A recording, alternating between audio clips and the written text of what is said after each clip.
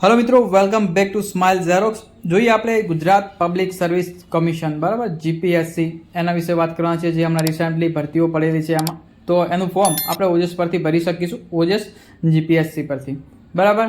તો હવે આપણે પોસ્ટ વિશે વાત કરીએ એ પહેલાં જણાવી દઈએ, જો તમે હજુ સુધી અમારી ચેનલ સબસ્ક્રાઈબ નથી કરી તો અમારી ચેનલ સબસ્ક્રાઈબ કરી શકો છો, જેથી તમને આવી અપડેટ મળી રહે। હવે પોસ્ટનું નામ જોઈએ તો કે સ્ટેટ ટેક્સ ઇન્સ્પેક્ટર બરાબર, ક્લાસ 3ની ભરતી છે। એના વિશે આપણે થોડી વિસ્તૃત માહિતી મેળવવાના છીએ। બાકી બીજી ભરતીઓ છે એની બી આપણે આગળ જોઈશું।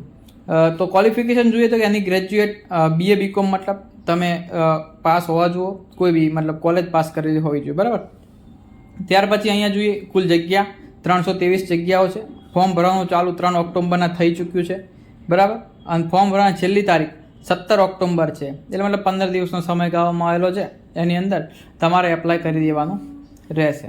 ત્યાર પછી અભ્યાસ તો કે એની ગ્રેજ્યુએટ, જેના વિશે આપણે વાત કરી ચૂક્યા છે, તમારે કોલેજ પાસ હોવી જરૂરી છે।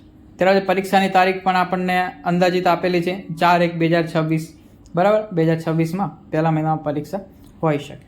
ત્યાર પછી કેટેગરી વાઇઝ જે બી જગ્યાઓ છે એના વિશે જોવું હોય તો અહીંયા હું એક લગાવેલું છે પોસ્ટર બરાબર, એની અંદર તમે જોઈ લો કે કઈ રીતે જગ્યાઓ ફાવેલી છે।